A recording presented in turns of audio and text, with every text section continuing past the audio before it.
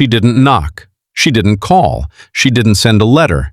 She just opened the side gate, walked around to my back porch, and started climbing through my kitchen window like she owned the place. And she would have gotten away with it if my 7-year-old son hadn't been sitting at the kitchen table doing his homework, seen her face appear in the glass, screamed at the top of his lungs, and slapped that panic button on the security keypad so hard it left a little red mark on his palm. The alarm didn't just go off, it erupted.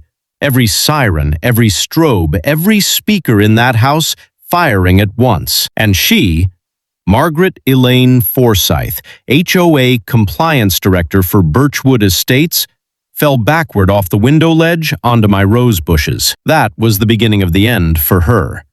But let me take you back to where this actually started, because the window was just the final act of a campaign that had been running for 11 months. I bought my home at 14 Clearwater Drive in the spring of 3 years ago.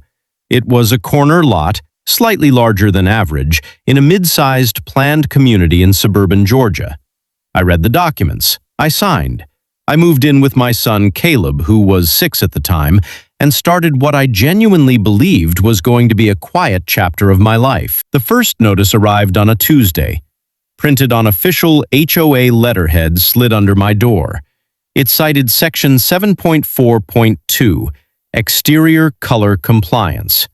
Apparently, the small clay pot I had placed on my front porch was a non-neutral earth tone inconsistent with the approved accent palette for Zone B properties. She rang the doorbell 11 times before I got to the door.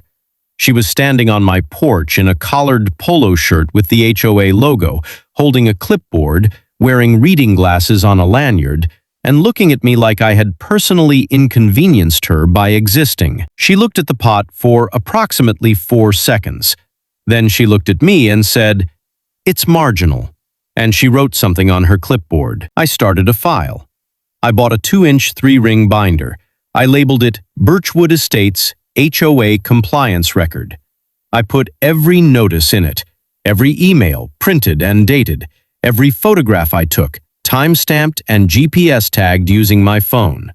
I was meticulous, I was calm, and I was patient. Over the next 6 months, I received 9 more notices: a basketball hoop, a delivery box, a wind chime.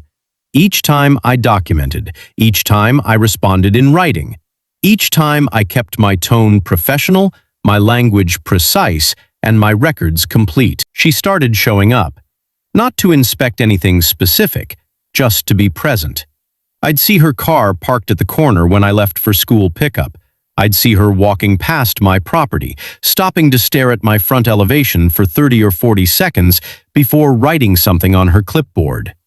Caleb started noticing. When they opened the floor for homeowner comments, I walked up calmly. I introduced myself. I said I lived at 14 Clearwater Drive and that I had received 11 violation notices in 8 months.